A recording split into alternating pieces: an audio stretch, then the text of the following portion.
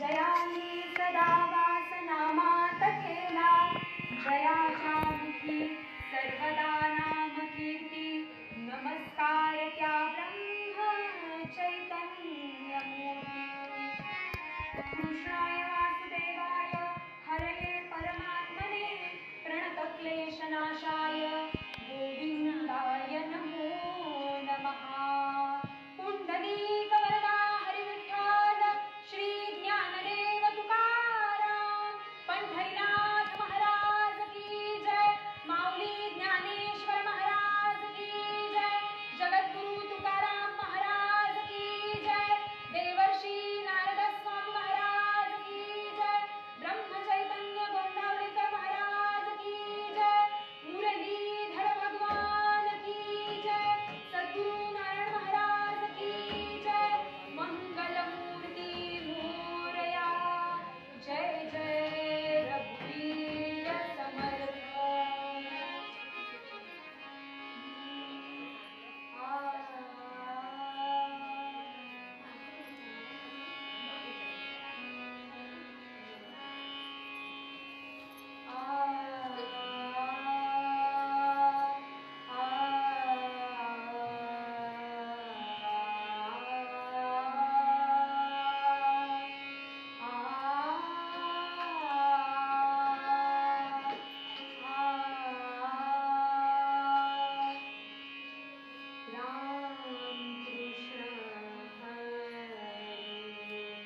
राजा राम जय जय राम कृष्ण हरे राजा राम जय जय राम कृष्ण राजा राम जय जय राम कृष्ण राजा राम जय जय राम कृष्ण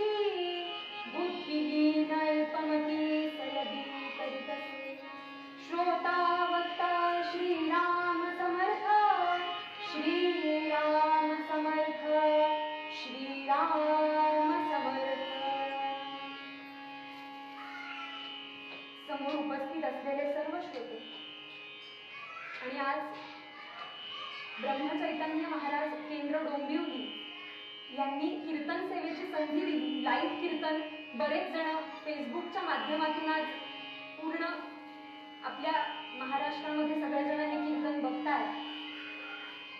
त्या सगळ्यांनाही, त्या सगळ्या श्रोत्यांनाही मनापासून वंदन करते.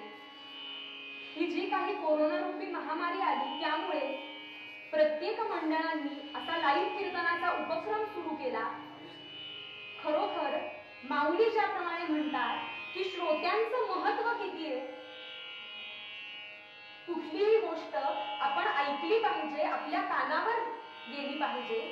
ते भगवंताचं नामस्मरण असू दे किंवा भगवंताची भक्ती असू दे, ती आपणा सर्वांपर्यंत पोहोचण्यासाठी कीर्तन हा एक मार्ग आहे आणि तो मार्ग या डिजिटल व्यासपीठाने उपलब्ध करून दिला.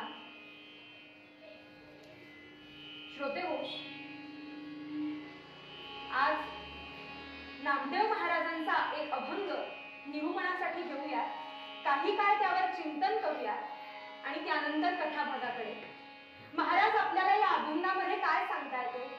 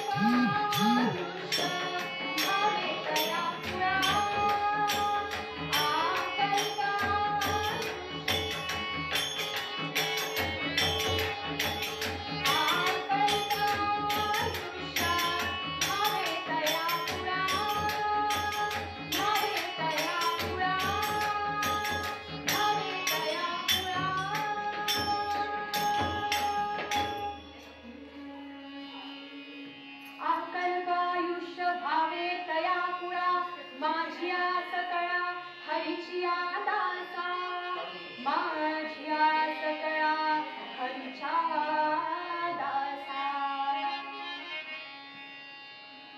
नामदेव महाराज आपल्याला काय सांगतात? महाराज म्हणाले, आकल्प आयुष्य भावे तया कुळा माझिया सकळा हरीच्या दासा. 40व्या वर्षी महाराज बाहेर पडले भारत भ्रमण करण्यासाठी. तेव्हा नामदेव महाराजांबरोबर ज्ञानेश्वर महाराज सुद्धा होते, आपले माऊली होते. माऊली वर्षभर महाराजांबरोबर होते. पूर्ण तीर्थाटन केलं दोघांनी मिळून आणि त्यानंतर माऊलींनी समाधी घेतली आणि नामदेव महाराज वयाच्या 80 वर्षापर्यंत संपूर्ण भारत भ्रमण केलं. आपली जी परंपरा आहे ती सगळ्या लोकांपर्यंत पोहोचवण्याचा प्रयत्न केला आणि मग शेवटी घरी न जाता आधी पंढरपूरला आले. त्या पंढरी रायाचं दर्शन घेतलं, त्या पायरीवर उभे नमस्कार केला आणि मनामध्ये विचार करतायत, भगवंता तीर्थ विठ्ठल, क्षेत्र विठ्ठल, देव विठ्ठल, देह पूजा विठ्ठल, हे सगळं जरी खरं असलं तरी सुद्धा तुझं ते सावळ मनोहर रूप बघितल्याशिवाय या मनाला शांतता मिळत नाही. बरं कसं होत्या भगवंताचं रूप? समचरण सरोजम सांद्र नीलांबुदाभम जगन निहित पाणिं मंडनं मंडनाना तरुण तुलसी माला कंधरं कंजनेत्रं सदय धवलहासं विठ्ठलं चिंतयामि. पंढरीनाथ महाराज की जय. असं ते भगवंताचं रूप. आणि त्या भगवंताला सांगावं, भगवंता आता इथून कुठे जायची इच्छा नाही, या पायरीचा चिरा होऊन तुझ्या समोर राहायची इच्छा आहे, एवढं भगवंताला सांगितलं. आणि त्यावेळी सुद्धा जेव्हा नाम्या लहान होता, 5 वर्षाच्या नाम्याला जशी पळत पळत येऊन भगवंतानी मिठी मारली, तशीच मिठी 80व्या वर्षी सुद्धा भगवंत त्या विटेवरून खाली उतरून आले असतील आणि तशीच कडकडून मिठी मारली असेल आणि नामदेवांना विचारलं असेल, नाम्या इतका फिरलास, दमला असशील ना, सांग बरं आता तुला काय हवंय? नामदेव सांगतायत, भगवंता आयुष्यभर तुमची सेवा केली, तुमच्याशी भांडलो वेळ प्रसंगी, तुम्हाला जेवू घातलं, तुमच्या हातून मी खाल्लं, आता दुसरी काय इच्छा आहे भगवंता? एकच मागणं मागितलं, काय बरं? आकल्प आयुष्य भावे तया कुळा माझिया सकळा हरीच्या दासा. एवढं एकच मागणं मागावं. श्रोते हो, आपण स्वतःसाठी जी मागतो ना ती भीक, कुटुंबासाठी जे मागतो भगवंताकडे ते दान, समाजासाठी जे मागितलं जातं, समाजासाठी जी मागितली जाते ती भिक्षा, आणि अवघ्या विश्वाच्या कल्याणासाठी जे मागितलं जातं ते पसायदान. असं पसायदान आपल्या माऊलींनी देऊन ठेवलं आणि माऊलींनी जे मागणं मागितलं त्यानंतर इतकं उदात्त मागणं मागणारे नामदेव महाराजच आहे. माऊली पसायदानामध्ये असं म्हणतात, जे घरांची व्यंकटी सांडो, दुर्जनांना नाहीस कर, नष्ट कर असं माऊली म्हणत नाही, तर दुर्जनांचा दुष्टपणा जाऊ दे असं मागणं माऊलींनी मागितलं. थोडस काही वेगळ्या पद्धतीचं मागणं नामदेव महाराज मागतायत. काय मागतायत? तर माझे तुझे जे दास आहेत, हरिदास जे आहेत, त्यांना अकल्प आयुष्य लाभो तया कुळा माझिया सकळा. मग हे दास म्हणजे कोण बरं? आपण 4 पोथ्या वाचल्या, रोज नामस्मरण केलं म्हणजे आपण दास झालो का? जास्तीत जास्त आपण साधक, उपासक किंवा त्याहीपेक्षा जास्त म्हणजे भक्त होऊ शकतो. पण दास म्हणजे कोण? तर संपूर्णपणे हा माझा देह, माझी कर्मेंद्रिय, माझी ज्ञानेंद्रिय यांच्या सकट मी भगवंताला अर्पण होणं म्हणजे खऱ्या अर्थी दास. गोंदावलेकर महाराज एके ठिकाणी असं म्हणतात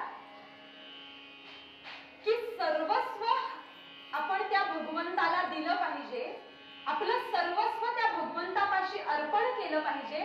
महाराज म्हणतात सर्व देता आलं नाही, सर्व दिलं नाही तरी सुद्धा चालेल, पण हा जो स्व आहे ना, तो स्व त्या भगवंताला देता यायला हवा. असा जो कुणी असतो तो हरिदास, तो खरा उत्तम दास. समर्थ सुद्धा म्हणतात जगी धन्य तो दास सर्वोत्तमाचा. असे जे हरिदास आहेत त्या हरिदासांना अकल्प आयुष्य व्हावे तयापुरा माझिया सकळा. त्या हरिदासांना अकल्प आयुष्य लाभू दे हे मागणं नामदेव महाराज करताय भगवंताच्या चरणी. पुढच्या चरणामध्ये महाराज काय म्हणतात हो, कल्पनेची बाधा न हो कवणे काळी, ही संत मंडळी सुखी असो. या कल्पनेची बाधा कुणाला होऊ देऊ नकोस. कल्पना विश्वामध्ये रमणं किती धोक्याचं आहे श्रोते हो. आपण जर एखाद्या गोष्टीची कल्पना केली, मग आता असं होईल, मग तसं होईल, त्यानंतर असं होईल, याच विचारांमध्ये जर आपण गुरफटत बसलो तर या सत्य आयुष्यामध्ये, व्यवहारिक आयुष्यामध्ये जगताना आपल्याला खूप त्रास भोगावा लागतो. त्यामुळे महाराज असं म्हणतात की भगवंता, या कल्पनेची बाधा या हरिदासांना होऊ देऊ नकोस.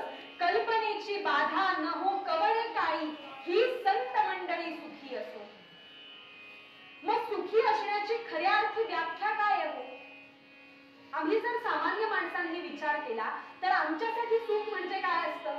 4 कपडे घेतले, नवीन गाडी घेतली, नवीन घर घेतलं, नवीन काही वस्तू खरेदी केली, तर आमच्यासाठी ते सुख आहे. पण खऱ्या अर्थी संतांचं सुख काय आहे? संतांनी काय मागणं मागितलं? सर्व सुखाचे आधार, सर्व सुखाचे आधार, बाबा रखुमा देवी वर. सर्व सुखाचे आधार, सर्व सुखाचे आधार, बाबा रखुमा देवी वर.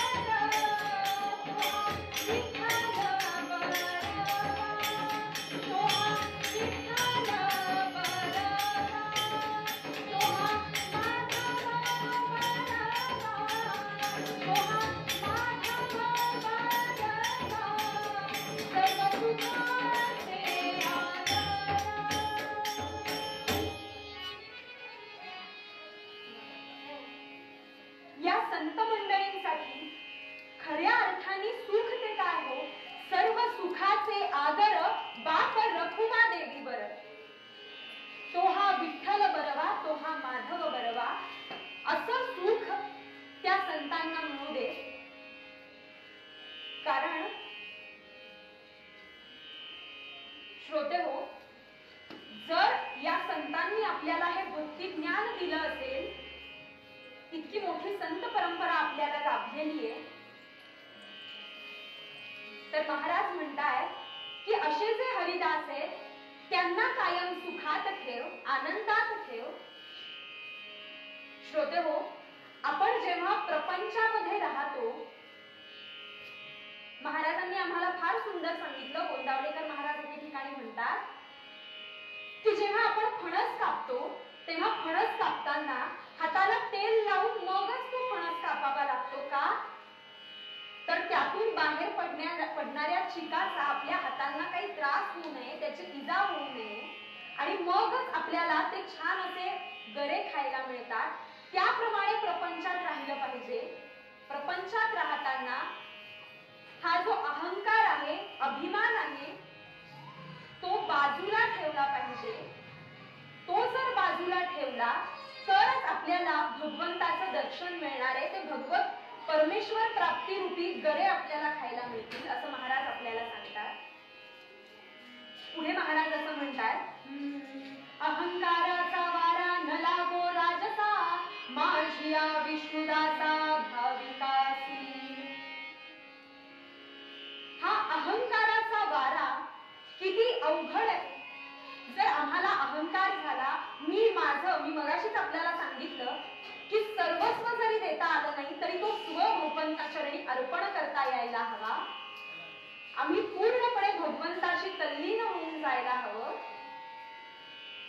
समर्थ पण एके ठिकाणी म्हणतात, जेणे मक्षिका भक्षिली जाणीवेची, जेणे मक्षिका भक्षिली जाणीवेची, तया भोजनाची रुची प्राप्त कैची.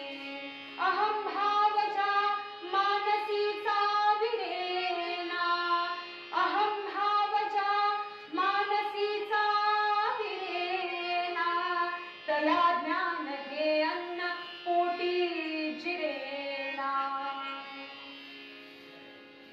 जेणे मक्षिका भक्षिली जाणीवेची, असं छान सुग्रास अन्नांनी वाढलेलं सगळे छान पदार्थ आहेत, असं ताट समोर आपल्याला आलेलं आहे.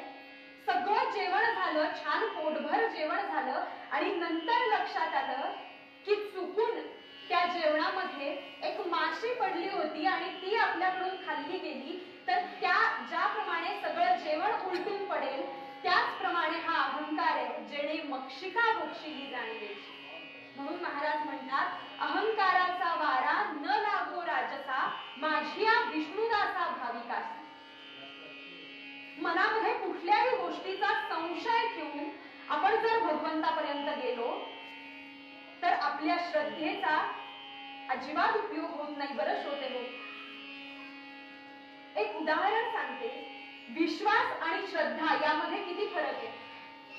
माझा भगवंतावर विश्वास आहे आणि माझी भगवंतावर श्रद्धा, यामध्ये काय बरं फरक आहे. एकदा होतं असं, आपल्या सर्वांना माहिती आहे डोंबाऱ्याचे खेळ करणारे लोक आपण बाहेर बघतो. असाच एक मनुष्य 2 मजले वरतून 2 ज्या इमारती आहेत, एका इमारतीपासून दुसऱ्या इमारतीपर्यंत एक दोरी बांधलेली आहे. खांद्यावर स्वतःच्या मुलाला घेतलं आणि तिथून चालायला सुरुवात केली. त्या दोरीवरून सगळेजण खालून बघतायत की आता काय घडेल. खाली सगळ्यांना वाटतंय की आता काय होईल, हा तिथून तिथपर्यंत व्यवस्थित जाऊ शकेल का. आणि तिथे पोहोचल्यानंतर सगळ्यांनी टाळ्या वाजवायला सुरुवात केली. सगळ्यांना छान वाटलं तो खेळ बघून. त्या मनुष्याने विचारावं की मी जसा एका इमारतीवरून दुसऱ्या इमारतीवर आलो, तुम्हाला सगळ्यांना ही खात्री आहे का की मी परत तसाच या इमारतीवरून दुसऱ्या इमारतीवर जाईल. सगळे एक सुरात म्हणाले, आम्हाला अगदी खात्री आहे, आम्ही याच्यावर पैज लावायला सुद्धा तयार आहोत, आम्हाला विश्वास आहे तुमच्यावर. श्रोतेहो, विश्वास आणि श्रद्धा याच्यामध्ये काय फरक आहे हे आपण बघतोय. विश्वास आहे तुमच्यावर की तुम्ही हे करू शकाल. मग त्या मनुष्याने सांगावं की जर तुम्हाला विश्वास आहे, जर तुम्हाला वाटतंय, खात्री आहे,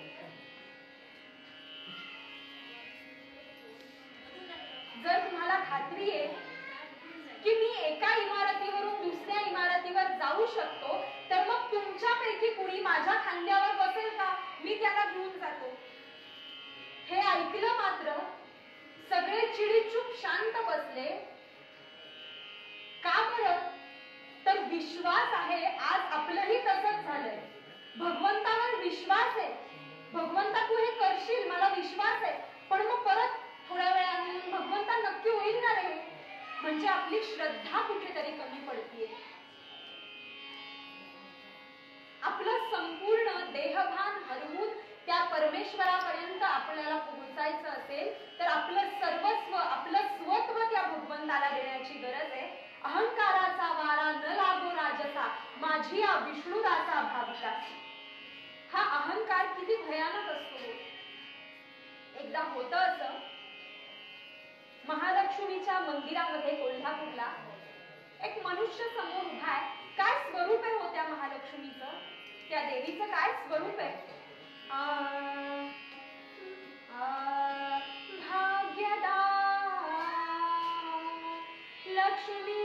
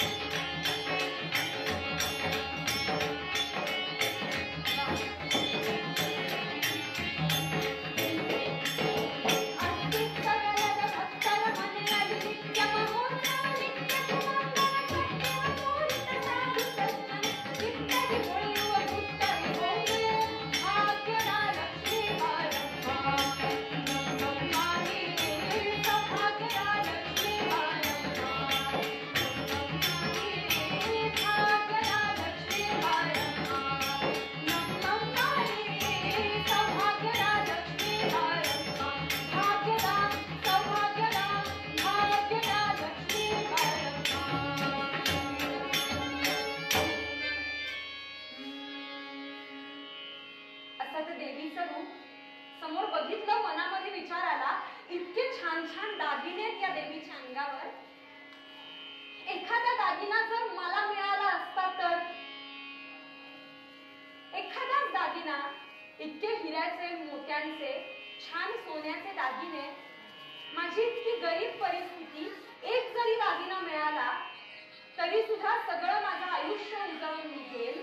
सांगायचा उद्देश तो काय, आम्ही भगवंताजवळ जातो भगवंताचा आशीर्वाद घेण्यासाठी, पण आमच्या मनामध्ये काय असतं?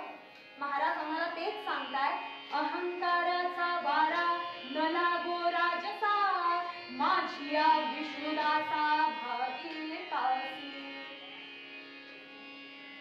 आणि शेवटच्या चरणामध्ये महाराज आम्हाला सांगतात, नामा म्हणे तया असावे कल्याण, नामा म्हणे तया असावे कल्याण, ज्या मुखी निधान पांडुरंग.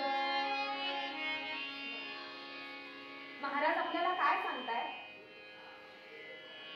शेवटी महाराज म्हणतात, माझ्यासाठी मी एकच मागणं मागतो, नामा म्हणे जया असावे कल्याण, ज्यामुखी निधान पांडुरंग. भगवंता देवा, या सगळ्यांचं कल्याण कर, या सगळ्या तुझ्या भक्तांचं कल्याण कर, पण कुणाचं कल्याण कर?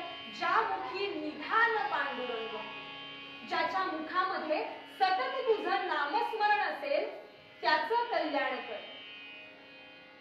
मग श्रोते हो, कायम कुणाच्या तोंडी भगवंताचं नाम होतं, आयुष्यभर कुणाचा ध्यास, भगवंताचा ध्यास कुणी बरं घेतला होता, आणि शेवटी हा ध्यास घेऊन त्या भगवंताला कुणी बरं प्राप्त केलं, हे उत्तर रंगामध्ये बघूया.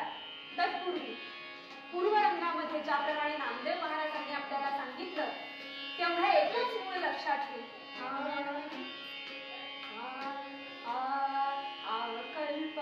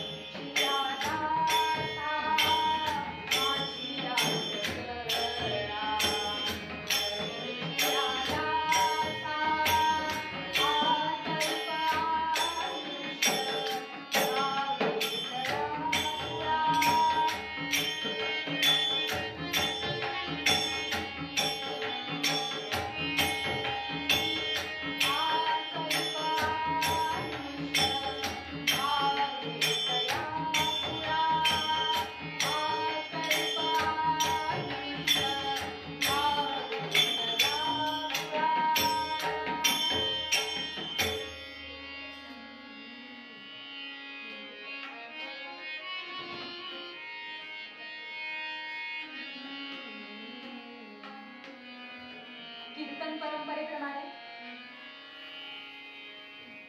2 क्षण भगवंताचं नामस्मरण करूयात आणि त्यानंतर कथाभागाकडे.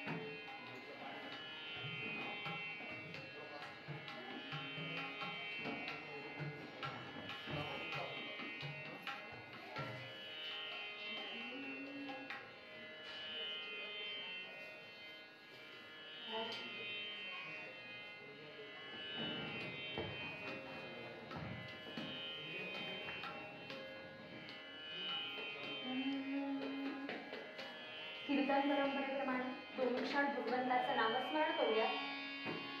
सगळ्यांनी छान ताठ बसूया. हाताने टाळी आणि मुखाने गोड नाम सगळ्यांनी नामस्मरण करायचंय. श्रीराम जय राम जय जय राम. सगळ्यांनी नामस्मरण करा. श्रीराम जय राम जय जय राम.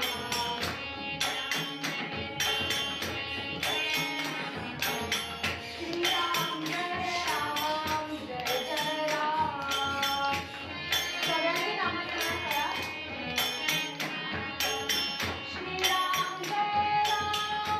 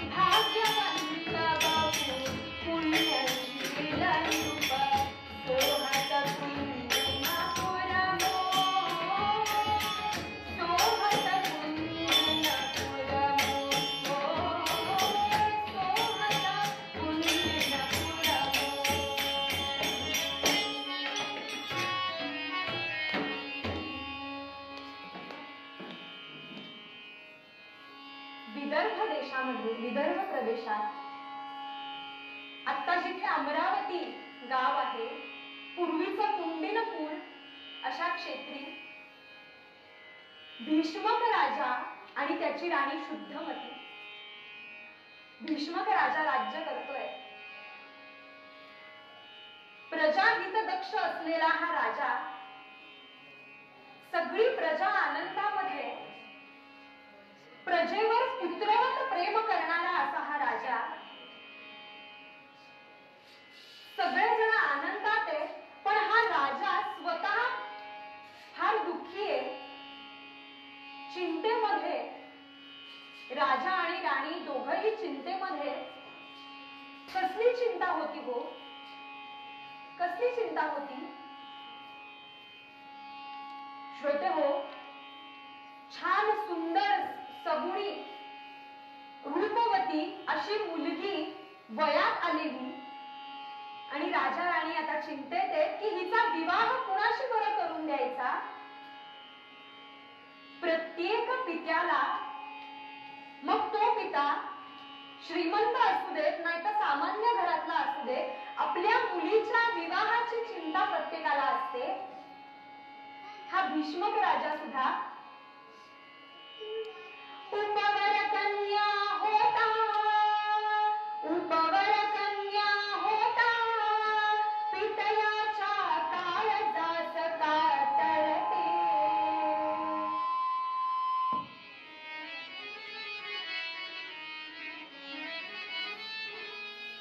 उपवर कन्या होता, उपवर कन्या होता, पितयाच्या काळजास कातरते.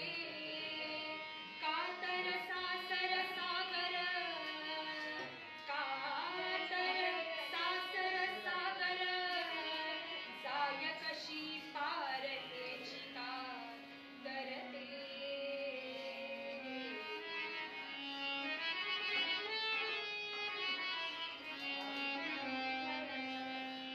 तो राजा मनामध्ये विचार करतोय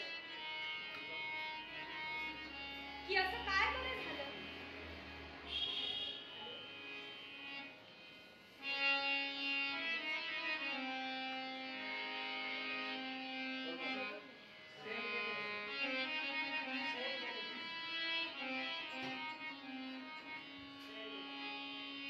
राजा चिंतेमध्ये आहे, विचार करतोय की आता आपली ही मुलगी कुणाला बरं द्यावी, हिच्यासाठी योग्य वर कोण बरं असेल असा विचार विनिमय चालू आहे. कोण होता हो हा राजा? कुणाच्या विवाहाची चिंता होती?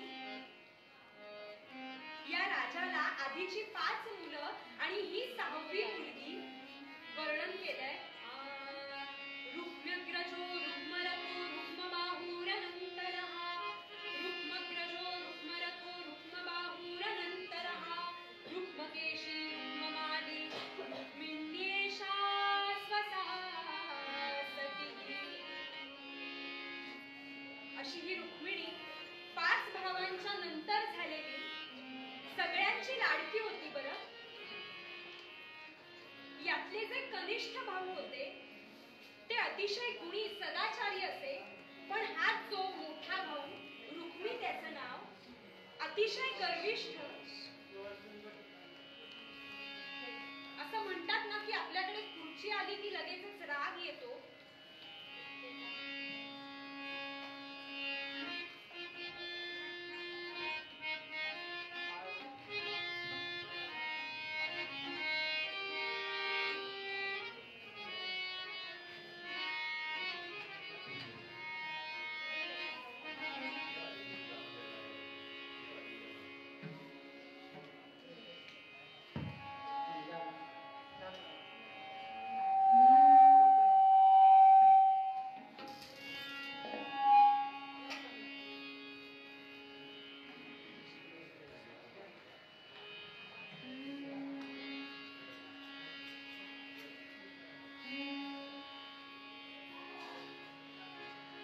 असा हा रुक्मी अतिशय उन्मत्त झालेला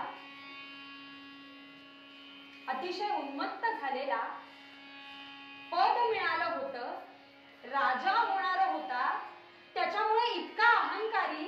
श्रोते हो, आई वडिलांनी संस्कार योग्य दिले होते, पण आई वडिलांनी कितीही संस्कार केले तरी सुद्धा आपण कुठल्या चौकडीमध्ये राहतो, आपले आजूबाजूचे मित्र कसे, त्याच्यावर पण खूप गोष्टी अवलंबून असतात. बरं, तसंच मगध सम्राट जरासंध, जेदीनरस, शिशुपाल, पंड्रक, शाल्व असे जर मित्रमंडळी आजूबाजूला असले तर या रुक्मीची सुधारण्याची काही शक्यताच नव्हती. असा हा रुक्मी मदोन्मत्त झालेला, स्वतःच्याच अहंकारामध्ये असलेला. महाराज आपल्याला सांगतात, अहंकाराचा वारा न लागो राजसा. इतका अहंकार झालेला. आणि ही रुक्मिणी कशी होती हो? काय वर्णन केलंय रुक्मिणीचं? काय गुण आहे तो रुक्मिणीचे? कवी वर्णन करतात, विदर्भ नृपनंदिनी सगुण सुंदरी भीमकी, रती तुलता तिच्या पदन खास वाटे फिकी, धरून अवतार ये परम मंगला श्रीरमा, विवाह परिसातीचा सकल घालवी दोश्रमा.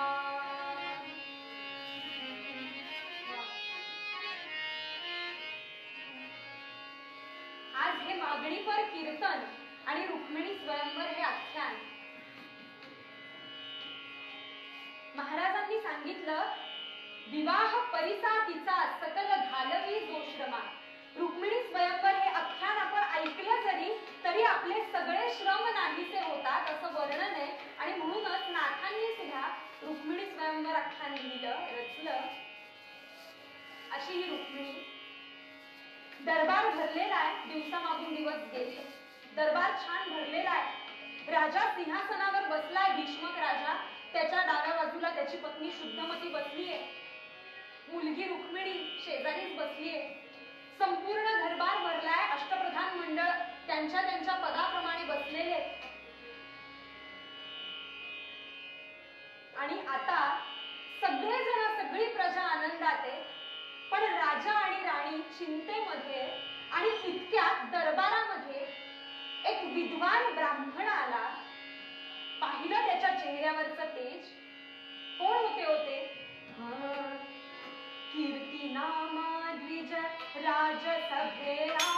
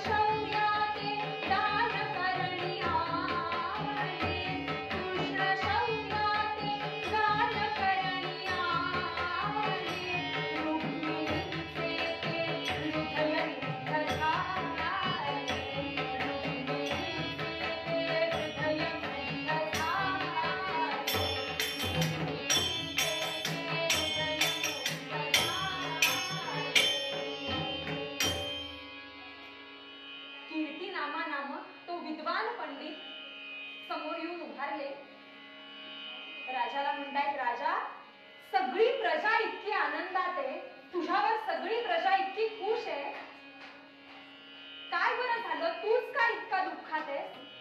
राजाने सांगावं, माझ्या दुःखाचं कारण माझ्या शेजारी बसलंय रुक्मिणी. मी चिंतेत आहे, मला चिंता आहे ती रुक्मिणीची. का बरं? इतकी सुंदर सदाचार संपन्न अशी माझी रुक्मिणी, हिला योग्य असा वर मिळेल का? काय होईल बरं माझ्या रुक्मिणीचं? काय होईल? कीर्तिनामांनी सांगावं, राजा काळजी करू नकोस, मी आत्ताच द्वारकेवरून भ्रमण करून इथे आलोय. कीर्तिनामा भारत भ्रमण करणारे असे ब्राह्मण विद्वान पंडित होते. सांगावं, आत्ताच मी द्वारकेवरून आलोय. भगवान गोपाल कृष्णांसारखा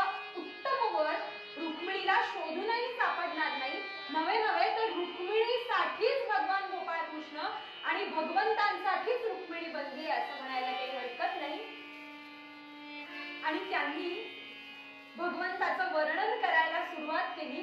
काय वर्णन केलंय हो भगवंताचं? प्रत्येक कवींनी त्या गोपाल कृष्णाला आपल्या काव्यात बांधण्याचा प्रयत्न केला. राजस सुकुमार मदनाचा पुतळा. काय वर्णन केलं हो? चंद्राहुनी शीतळ रविहुनी सोज्वळ. चंद्राहुनी शीतळ रविहुनी सोज्वळ. चंद्राहुनी शीतळ रविहुनी सोज्वळ. श्रीमंत केवळ देवीय दे. चंद्राहुनी शीतळ रविहुनी सोज्वळ. काय वर्णन केलं हो भगवंताचं? भगवंत हा शब्दात बांधण्यासारखा नाहीच बरं.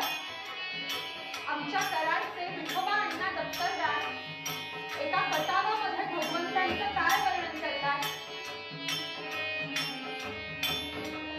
श्रवण मनोहर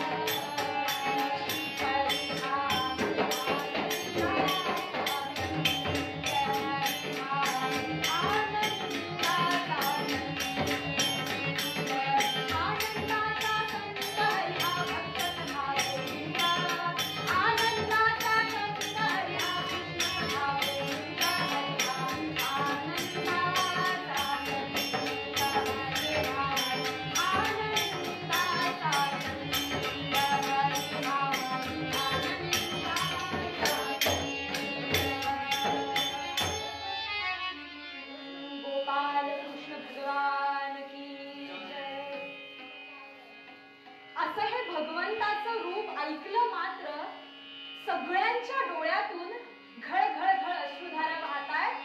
साक्षात समोर आलं रूप. रुक्मिणी तर बाहेरचा जो देह आहे तो विसरली, मूर्छित होऊन पडली एवढं भगवंताचं रूप ऐकल्यानंतर.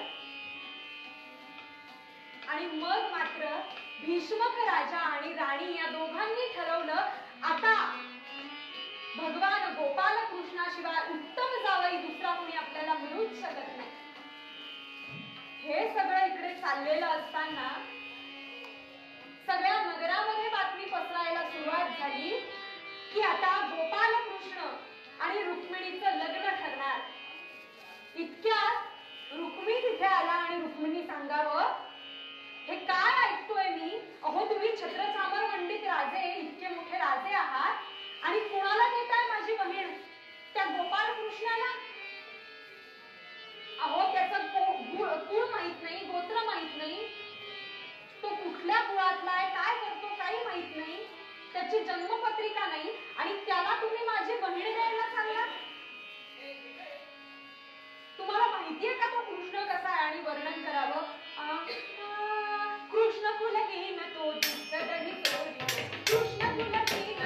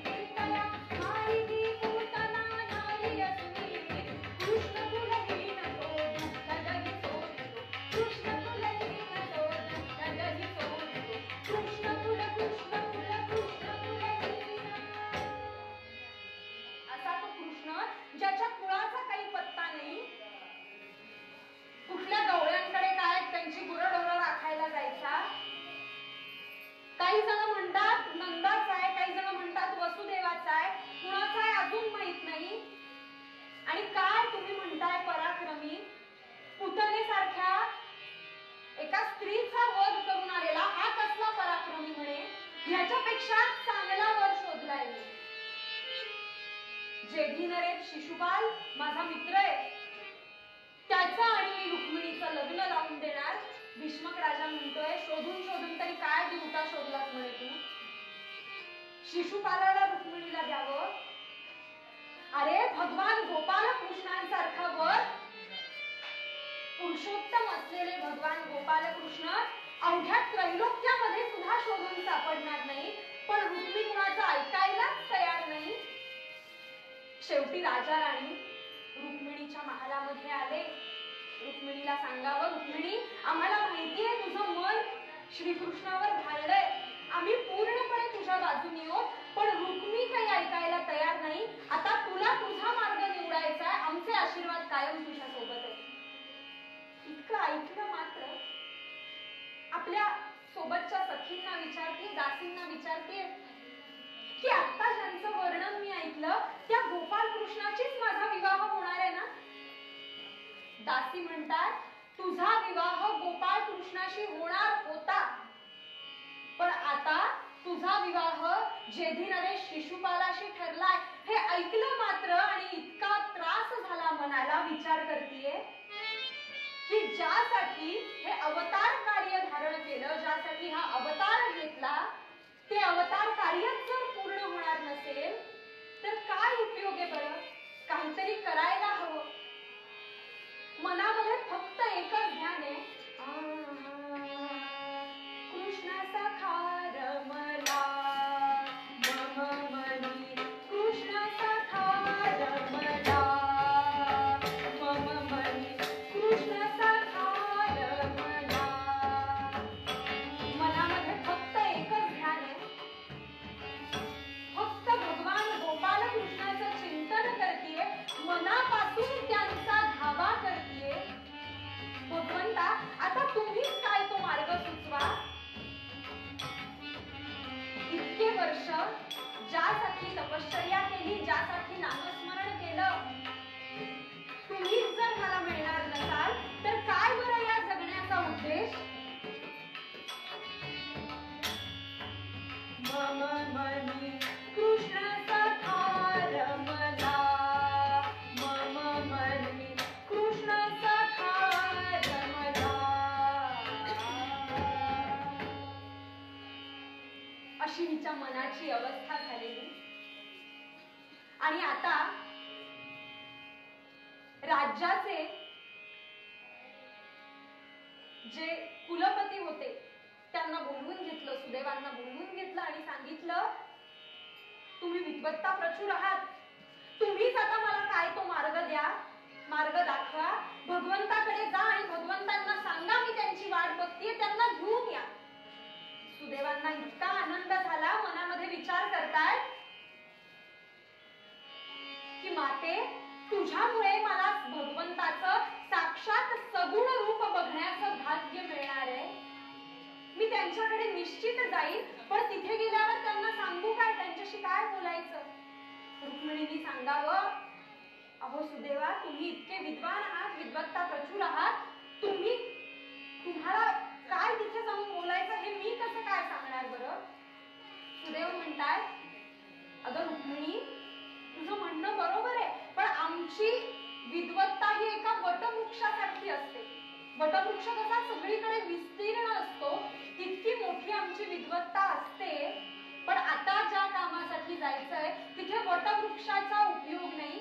एखादं छान झाडाला आलेलं सुगंधी फूल नाजूक कसं असतं ना, त्याची आता गरज आहे. तू तुझ्या भावना, तुझी श्रद्धा, तुझ्या मनातलं प्रेम, तुझी आर्तता हे सगळं काही सांग आणि ते लिहून काढ. ते लिहून काढ आणि ते माझ्याकडे दे, ते मी भगवंतापर्यंत पोहोचवतो. आणि अशा रीतीने श्रोते हो, या विश्वातलं पहिलं प्रेमपत्र अवतरलं. धवल रेशमी पत्रावरती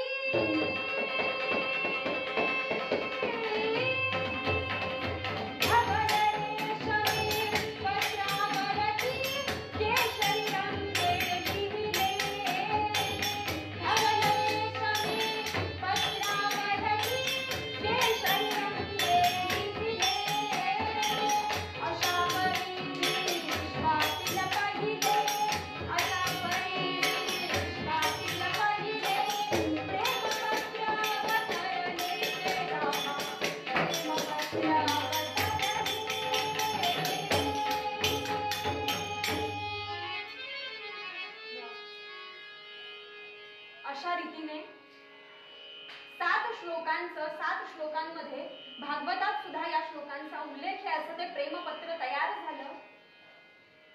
रेशमाच्या धवल पांढऱ्या शुभ्र अशा त्या रेशमी वस्त्रावर केशरी रंगाने लिहिलं, हातामध्ये दिलं सुदेवांच्या. सुदेव द्वारकेमध्ये येऊन पोहोचले, भगवंताचं ते सगुण रूप पाहिलं आणि आता भगवंतांना पुढे काय बोलायचं ते काही सुचेना हो.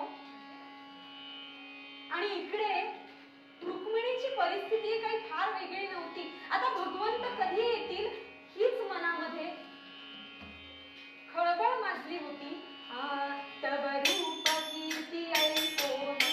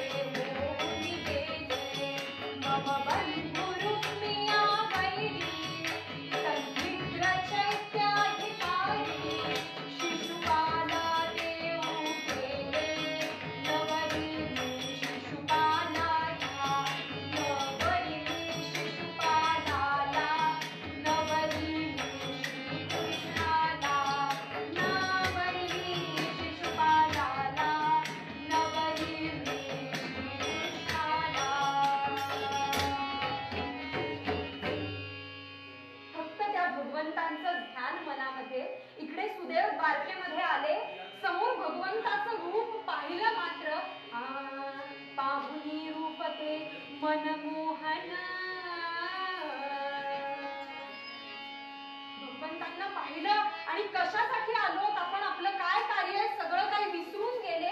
भगवंत समोर आले, सुदेवांचा हात पकडला. सुदेवांना म्हणतात, अहो तुम्ही माझ्याकडे आलात, तुमचं काही काम आहे का, कशासाठी आलात? आणि तेव्हा भानावर आले, कार्य काय ते विसरी ब्राह्मण, कशासाठी आलोय ते विसरून गेले. आणि जेव्हा गोपाल कृष्णाने सांगितलं विचारावं काय आपण कशासाठी आलात, तेव्हा सांगितलं, पत्र काढलं आणि हातामध्ये दिलं. पद्माक्षीचे ते पत्र काढून पद्मनाभा हाती दिधले.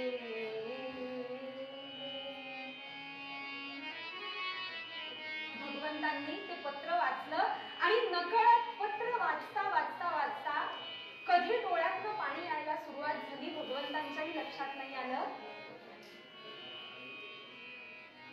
भगवंतांनी ठरवलं लगेचच निघायचं. सुदेवांना पुढे पाठवलं, दारुकाला रथ सिद्ध करायला सांगितला. बलराम दादांनी मागे पूर्ण सैन्य तयार ठेवलंच होतं आणि भगवंत निघाले. जिथे खून ठरली होती, कुंडीपुराच्या जवळच देवीचं मंदिर होतं, त्या मंदिरापाशी येऊन भेटायचं. एका रात्रीमध्ये द्वारका ते कुंडीपूर अंतर पार केलं भगवंतांनी.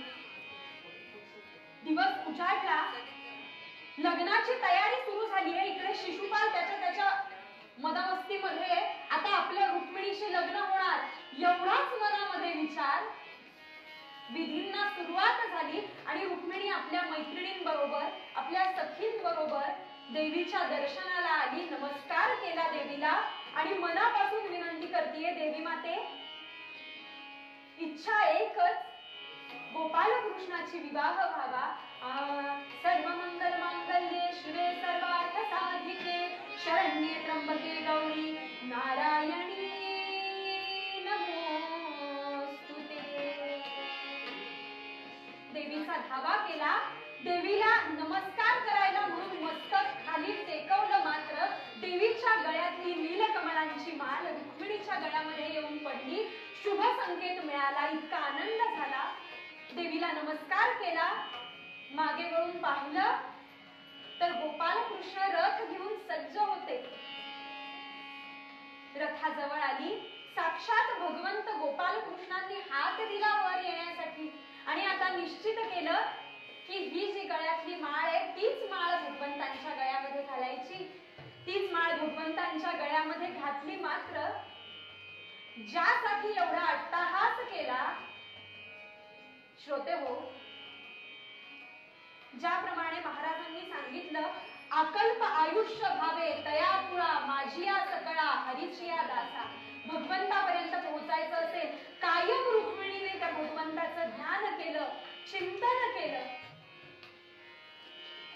कल्पनेची बाधा न हो कवळे काळी, ही संत मंडळी सुखी असो. रुक्मिणीला शिशुपालांनी एवढाच विचार केला, कल्पनेच्या विश्वामध्ये रमला की माझा आता रुक्मिणीचे लग्न होईल. पुढे काय झालं आपण महाभारत जाणतोच. पुढे महाराज म्हणतात, अहंकाराचा वारा न लागो राजसा माझी या विष्णुदासा भाविकासी. हा अहंकाराचा वारा आपल्याला लागल्यानंतर काय होतं हे रुक्मीचं उदाहरण. पुढे सगळी सिद्धता केली, परत यायला निघाले. रुक्मी सैन्य घेऊन पुढे आला. घनघोर असं युद्ध झालं. रुक्मीचा पराभव झाला आणि आता रुक्मीला मारणार, त्याच्यावर शस्त्र उगारलं. तेवढं रुक्मिणीने थांबवलं. थांबा भगवंता, थांबा. कितीही काहीही झालं, कितीही चुकला तरी शेवटी माझा सख्खा भाऊ आहे तो. त्याला मरताना मी नाही बघू शकत. पण भगवंत विचार करताय की न मारता सुद्धा याचा वध कसा बरं केला जाईल. आणि मग शास्त्रामध्ये सांगितल्याप्रमाणे रुक्मीचं विरूपीकरण केलं. बाणाच्या अग्राने त्याची अर्धी मिशी छाटली, केसांचे 5 पट केले आणि असं विरूपीकरण करून त्याला पाठवून दिलं. इकडे छान द्वारकेमध्ये आल्यानंतर भगवंतांच्या विवाहाची सज्जता झालेली. विवाह मांडप उभा केला होता. द्वारकेपासून काही अंतरावर राजा भीष्मक आणि शुद्धमतीला सुद्धा बोलावून घेतलं गेलं. आणि मग आता काय हो, परब्रह्म आणि ती आदिमाया एकरूप झाले. दोघांच्याही डोक्यावर अक्षता पडल्या आणि कस्तुरी तिलकं ललाट पटले वक्षस्थले कौस्तुभं नासाग्रे वरमौक्तिकं करतले वेणुकरे कंकणं सर्वांगे हरिचन्दनं सुविमलं कंठे च मुक्तावली गोपास्त्री परिवेष्टितो विजयते गोपाल चूडामणि शुभलग्न सावधा. भगवंताचं आणि रुक्मिणीचं लग्न सोहळा पार पडला. सांगायचा उद्देश तो काय श्रोते हो, ज्याप्रमाणे रुक्मिणीने कायम त्या भगवंताचं ध्यान केलं, चिंतन केलं आणि त्या भगवंताला प्राप्त करून घेतलं, तसंच आपणही आपल्याला कुठल्याही प्रकारचा अहंकार होणार नाही. कल्पनेची बाधा न हो कवळे काळी, ही संत मंडळी सुखी असो. आपल्या सुखाची व्याख्या बदलण्याचा प्रयत्न करूया आणि जे मानव नामदेव महाराजांनी मागितलं, जो आशय सांगितला, तेवढाच आशय मनामध्ये ठेवूया.